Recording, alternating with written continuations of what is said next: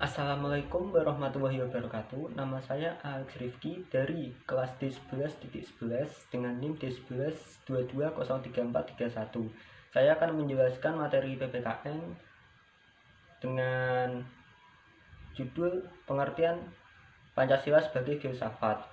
Pengertian filsafat tersendiri ada dua, yaitu filsafat dalam arti proses dan filsafat dalam arti produk, filsafat sebagai ilmu dan metode, dan juga filsafat sebagai pandangan hidup, dan filsafat dalam arti teoritis dan filsafat dalam arti yang praktis. Pancasila dapat digolongkan sebagai filsafat dalam arti produk sebagai pandangan hidup dan dalam arti yang praktis. Ini berarti filsafat Pancasila mempunyai fungsi dan peranan sebagai pedoman dan pegangan dalam sikap, tingkah laku, dan perbuatan dalam kehidupan sehari-hari dalam berbangsa dan bernegara bagi bangsa Indonesia. Lalu pengertian filsafat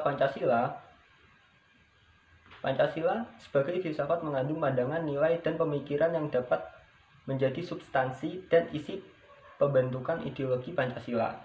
Filsafat Pancasila didefinisikan secara ringkas sebagai refleksi kritis dan nasional.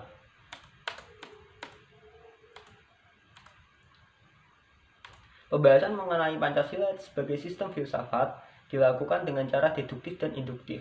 Cara deduktif yaitu dengan mencari hakikat Pancasila serta menganalisis dan menyusunnya secara sistematis menjadi keutuhan pandangan yang komprehensif. Dan cara induktif yaitu dengan mengamati gejala-gejala sosial budaya masyarakat, merefleksikannya, dan menarik arti dan makna yang hakiki dari gejala-gejala tersebut. Pancasila yang terdiri dari 5 sila dan pada hakikatnya merupakan sistem filsafat.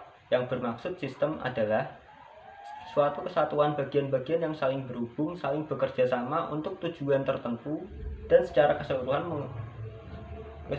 merupakan satu kesatuan yang utuh. Sila-sila Pancasila yang merupakan sistem filsafat pada hakikatnya merupakan satu kesatuan organis yang artinya antara sila-sila Pancasila itu saling berkaitan satu sama lain. Dengan demikian, Pancasila sebagai sistem filsafat memiliki arti ciri khas yang berbeda dan sistem-sistem filsafat lainnya, seperti materialis, idealisme, rasionalisme, liberalisme, komunisme, dan sebagainya. Ciri-ciri filsafat Pancasila itu antara lain sila-sila yang merupakan satu kesatuan sistem yang bulat dan utuh, dan susunan Pancasila dengan suatu sistem yang bulat dan utuh itu dapat digambarkan sebagai berikut. Sila 1 meliputi, mendasari, dan menjiwai sila kedua, ketiga, keempat, dan kelima. Dan sila kedua diliputi, didasari, dijiwai sila 1, dan mendasari dan menjiwai sila yang seterusnya. Dan begitu pula dengan sila ketiga, keempat, dan kelima. Inti dari sila-sila Pancasila meliputi yang pertama Tuhan, yaitu suatu yang kuasa dan prima. Yang kedua manusia, yaitu makhluk individu dan makhluk sosial. Yang ketiga itu satu, yaitu kesatuan memiliki kepribadian sendiri. Yang keempat rakyat, yaitu unsur mutlak negara harus bekerja sama dan saling bergotong royong satu sama lain. Yang kelima yaitu adil, yaitu memberi keadilan kepada diri sendiri dan orang lain yang menjadi hak-haknya. Wawasan filsafat meliputi bidang atau aspek pendidikan ontologi, epistemologi, dan aksiologi. Ketiga bidang tersebut dapat dianggap mencakup kesemestaan.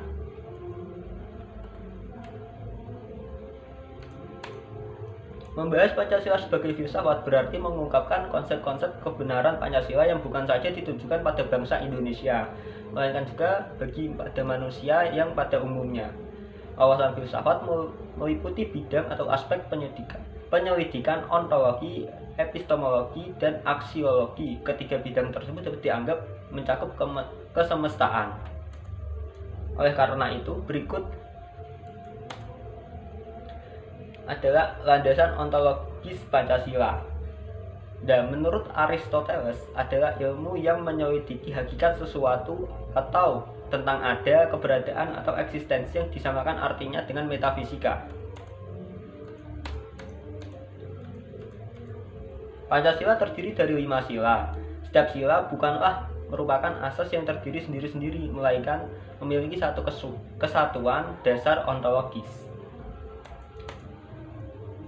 Hal tersebut dapat dijelaskan bahwa berketuhan yang Maha Esa, yang berpari kemanusiaan yang adil dan beradab, yang persatuan, yang kerakyatan dipimpin oleh hikmat kebijaksanaan dalam permusyawaratan perwakilan, serta yang keadilan sosial pada hakikatnya adalah manusia. Yang kedua adalah landasan epistemologis Pancasila. Yang tersebut artinya adalah cabang filsafat yang menyelidiki asal, syarat, susunan, metode, dan validitas ilmu pengetahuan. Secara epistemologi, kajian Pancasila tersebut, filsafat dimaksudkan sebagai upaya untuk mencari hakikat Pancasila sebagai suatu sistem pengetahuan. Dasar epistemologis Pancasila pada hakikatnya tidak dapat dipisahkan dengan dasar ontologisnya. Maka, dasar epistemologis Pancasila sangat berkaitan erat dengan konsep dasarnya tentang hakikat manusia. Susunan arti Pancasila meliputi beberapa hal, yaitu yang pertama isi arti Pancasila yang umum dan universal, yang kedua isi arti Pancasila yang umum kolektif, dan yang ketiga isi arti Pancasila yang bersifat khusus dan konkret. Menurut Pancasila, hakikat manusia adalah monopluralis, yaitu hakikat manusia yang memiliki unsur pokok susunan kodrat yang terdiri atas raga dan jiwa. Dasar-dasar rasional logis Pancasila mencakup kualitas maupun kuantitasnya, juga mencakup isi arti Pancasila tersebut. Sila ketuhanan yang Maha Esa memberi landasan kebenaran pengetahuan manusia yang bersumber pada intuisi. Manusia pada hakikatnya, kedudukan dan kodratnya adalah sebagai makhluk yang Tuhan yang Maha Esa. Nah, seterusnya ada landasan aksiologis Pancasila. Sila-sila Pancasila sebagai suatu sistem filsafat memiliki satu kesatuan dasar aksiologis, yaitu nilai-nilai yang terkandung dalam Pancasila pada hakikatnya juga merupakan suatu kesatuan. Aksiologis Pancasila mengandung arti bahwa kita membahas tentang filsafat nilai Pancasila. Istilah aksiologis berasal dari kata Yunani aksios yang artinya nilai, manfaat, dan logos yang artinya pikiran, ilmu, atau teori.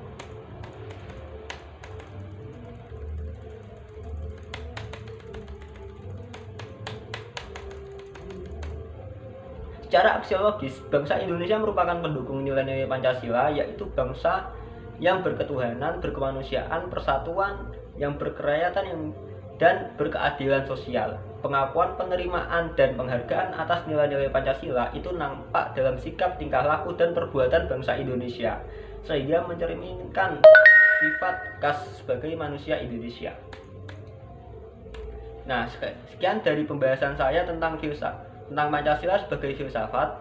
Terima kasih. Wassalamualaikum warahmatullahi wabarakatuh. Assalamualaikum warahmatullahi wabarakatuh. Perkenalkan, nama saya Diki Dian Prakosa dengan NIM D11 2022 03448. Di sini saya akan menjelaskan tentang Pancasila sebagai sistem etika. Pengertian etika. Kesatu, etika berasal dari bahasa Yunani ethos yang artinya tempat tinggal yang biasa, padang rumput, kandang, kebiasaan, adat, watak, perasaan, sikap, dan cara berpikir. Etika dalam arti luas ialah ilmu yang membahas tentang kriteria baik dan buruk. Etika pada umumnya dimengerti sebagai pemikiran filosofis mengenai segala sesuatu yang dianggap baik atau buruk dalam perilaku manusia, keseluruhan perilaku manusia dengan norma dan prinsip-prinsip yang mengaturnya itu kerap kali disebut moralitas atau etika. Etika Pancasila adalah cabang filsafat yang dijabarkan dari sila-sila Pancasila untuk mengatur perilaku kehidupan bermasyarakat, berbangsa, dan bernegara di Indonesia. Oleh karena itu, dalam etika Pancasila terkandung nilai-nilai ketuhanan, kemanusiaan, persatuan, kerakyatan, dan keadilan. Satu, sila ketuhanan mengandung dimensi moral berupa nilai spiritualis yang mendekatkan diri kepada Sang Pencipta. Kedua, sila kemanusiaan mengandung dimensi humanus, artinya menjadikan manusia lebih manusiawi, yaitu upaya meningkatkan kualitas kemanusiaan dalam pergaulan antar sesama. Yang ketiga, sila persatuan, mengandung dimensi nilai solidaritas, rasa kebersamaan, cinta tanah air. Sila keempat, kerakyatan, mengandung nilai berupa sikap menghargai orang lain, mau mendengar pendapat orang lain. Dan sila terakhir, keadilan, mengandung dimensi nilai mau peduli atau nasib orang lain, kesediaan membantu kesulitan orang lain. Alasan diberlakukannya Pancasila sebagai sistem etika. Pertama, dekadensi moral yang melanda kehidupan masyarakat, terutama generasi muda, sehingga membahayakan kelangsungan hidup bernegara. Contohnya, penyalahgunaan narkoba, kebebasan tanpa batas, rendahnya rasa hormat kepada orang tua, menipisnya rasa kejujuran, tawuran antar pelajar. Kedua, korupsi akan merajalela karena para penyelenggara negara tidak memiliki rambu-rambu normatif dalam menjalankan tugasnya.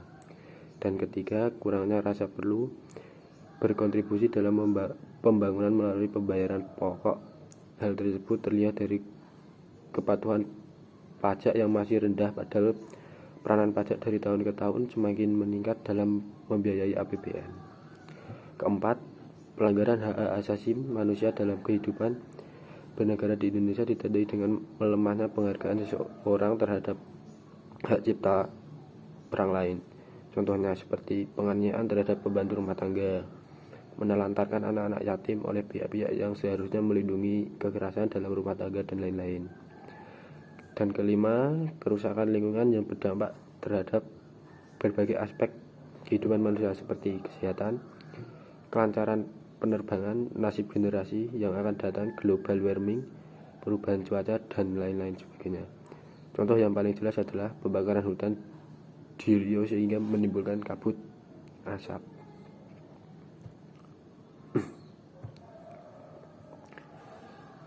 Menggali sumber historis, sosiologi politis tentang Pancasila sebagai sistem etika.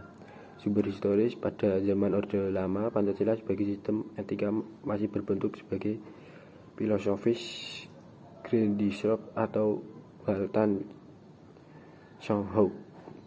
Artinya nilai-nilai Pancasila belum ditegaskan ke dalam sistem etika, tapi nilai-nilai moral telah terdapat pandangan hidup masyarakat. Masyarakat dalam masa Orde Lama telah mengenali nilai-nilai kemandirian bangsa oleh Presiden Soekarno tersebut dengan istilah berdikari, berdiri di atas kaki sendiri.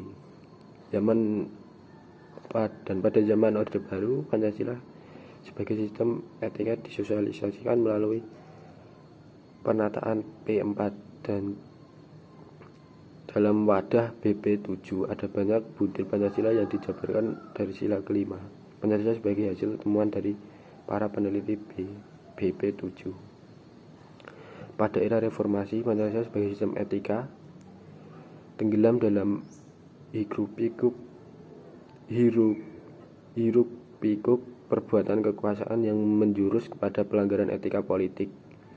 Salah satu bentuk pelanggaran etika politik adalah abuse of power, baik oleh penyelenggara negara di legislatif, eksekutif maupun yudikatif. Penyelenggaraan kekuasaan atau kewenangan inilah yang menciptakan korupsi di berbagai kalangan penyelenggara negara. Sekian, terima kasih. Dilanjut teman saya. Assalamualaikum warahmatullahi wabarakatuh. Perkenalkan, nama saya Asyargar Aljina, kelas D1111 dengan NIM D112022 0430.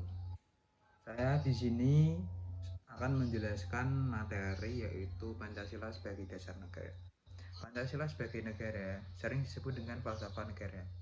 Dasar filsafat negara, filosofis, ideologis dari negara. Dalam hal ini, Pancasila digunakan sebagai dasar untuk mengatur pemerintah negara. Dengan kata lain, Pancasila digunakan sebagai dasar untuk mengatur penyelenggaraan negara. Sumber semangat bagi Undang-Undang 1945, penyelenggaraan negara, pelaksanaan pemerintah MPR dengan ketetapan nomor XVI/MPR 1945 telah mengembalikan kedudukan Pancasila sebagai dasar negara. Pengertian Pancasila sebagai dasar negara diperoleh dari pembukaan Undang-Undang 1945 dan sebagaimana tertuang dalam Memorandum DPR GR 9 Juni 1966 yang mendasarkan Pancasila sebagai pandangan hidup bangsa yang telah dimurnikan didapatkan oleh PPKI atas nama rakyat Indonesia sebagai dasar negara Republik Indonesia. Selanjutnya yaitu Pancasila sebagai dasar negara. Apa sih Pancasila sebagai dasar negara itu? Teman-teman pasti juga pada bingung kan, Pancasila sebagai dasar negara itu maksudnya gimana? Nah, Pancasila sebagai dasar negara itu artinya Pancasila dijadikan sebagai dasar untuk mengatur penyelenggaraannya pemerintah negara. Pancasila menurut ketetapan MPR nomor 3/MPR 2000 merupakan sumber hukum dasar nasional, di mana Pancasila itu sebagai tutur tingkah laku kehidupan berbangsa dan negara. Jadi gimana pun pedomannya, tetap Pancasila itu jadi pedoman dasar negara. Misal kita melakukan tingkah laku kita harus sesuai dengan amalan Pancasila, yaitu 5 Pancasila. Nah, pada rumusan Pancasila itu terdapat beberapa yang mengemukakan. Yang pertama yaitu pada tanggal 29 Mei, Mr. Muhammad Yamin mengembangkan pikirannya terhadap dasar negara, yaitu 5. Yang pertama, perkebangsaan, 2. perkemanusiaan, 3. perketuhanan, 4. perkerakyatan, dan 5. kesejahteraan rakyat. Namun ada beberapa usulan lagi, yaitu pada saat Mr. Yamin mengembangkan usulannya, yaitu 1. ketuhanan yang Maha Esa, 2. kebangsaan persatuan Indonesia, 3. kemanusiaan yang adil dan beradab, 4. kerakyatan yang dipimpin oleh hikmat kebijaksanaan dalam permusyawaratan perwakilan, 5. keadilan sosial bagi seluruh rakyat Indonesia. Yang selanjutnya yaitu yang dikemukakan oleh Mr. Supomo, yaitu 1. persatuan, 2. kekeluargaan, 3. keseimbangan lahir batin, 4. musyawarah, dan 5. keadilan rakyat. Nah, namun juga ada usulan yaitu pada tanggal 1 Juni yaitu oleh Insinyur Soekarno.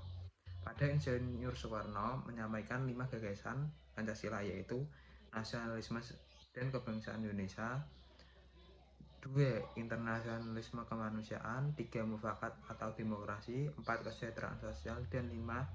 persaturan dan kebudayaan. Nah, dengan adanya gagasan oleh beberapa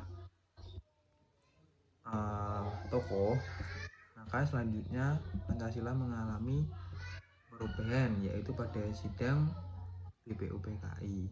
Yang pertama yaitu ketuhanan yang Maha Esa. Nah, makna sila ini yaitu adalah bintang.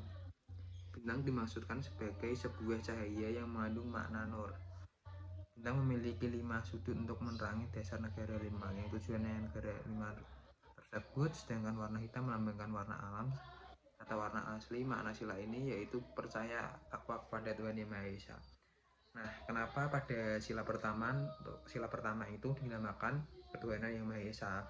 Karena pada kultur masyarakat Indonesia tersebut sendiri banyak keragaman budaya, bahkan banyak keberagaman kepercayaan. Misal di Indonesia ini ada beberapa kepercayaan seperti Islam, Hindu, Konghucu, Nasrani.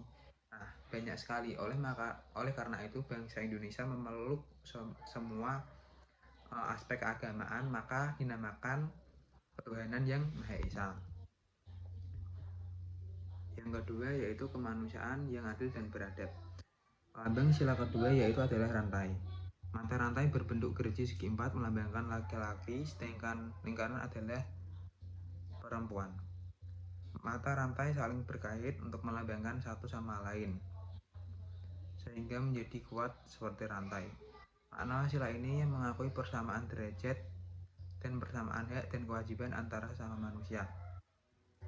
Jadi di dalam sila ini berpedoman bahwa kita sebagai rakyat Indonesia tidak membeda-bedakan gimana kultur adat, kultur budaya, keseimbangan derajat antar manusia satu sama lain, kita itu dianggap sama. Jadi kesamaan hak, keadilan, kewajiban, semua itu dianut masyarakat yang sama.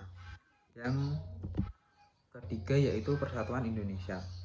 Lambang ketiga ini adalah pohon beringin. Pohon beringin merupakan pohon yang besar di mana banyak orang yang bisa berteduh di bawah negara Indonesia. Selain itu, pohon beringin memiliki sudut dan akar menjalar kemana-mana, akan tetap bersama satu pohon yang sama.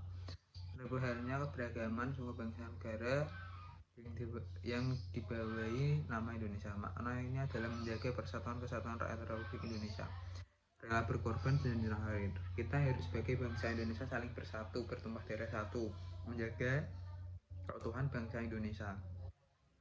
Kita walaupun berbeda-beda tetapi tetap satu juga. Yang keempat yaitu kerakyatan yang dipimpin oleh hikmat kebijaksanaan dalam permusyawaratan perwakilan. Lambang sila keempat yaitu kepala benteng. Kepala benteng merupakan hewan sosial yang suka berkumpul seperti halnya musyawarah di mana orang-orang harus berkumpul untuk mendiskusikan sesuatu. Makna sila ini adalah mengutamakan kepentingan negara dan masyarakat.